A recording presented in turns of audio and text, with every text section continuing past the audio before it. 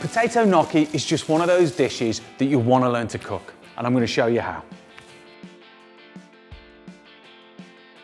And it starts with putting some rock salt in a pan. We place the potatoes in, and then we cook them on a dry heat in the oven to draw out the moisture and cook the potatoes perfectly. Oh, I love that. They're in the oven at 200 degrees for 1 hour.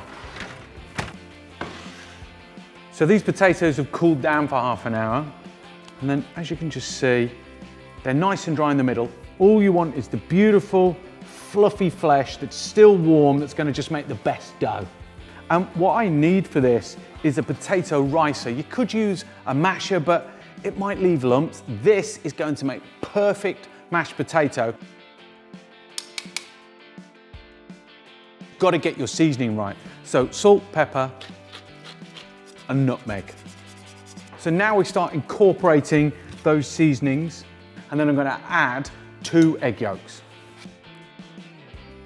And then gently incorporate those egg yolks. And now we're going to add gradually 150 grams of 00 flour. It's quite messy, and that's why I do it in a tray to keep it all together. But as it starts coming together and you've added enough flour, I take it out of the tray, put some flour down onto the surface, and then start working the dough on that. So our dough's ready. It's got a bit of a bounce back to it. It still feels light and fluffy and moist, but it's not sticking to the counter. What I'm going to do is I'm going to cut slabs off, roll it out, and then cut the gnocchi out of it. The next thing we need to do is the most important thing, is that we've got to put some ridges into our gnocchi.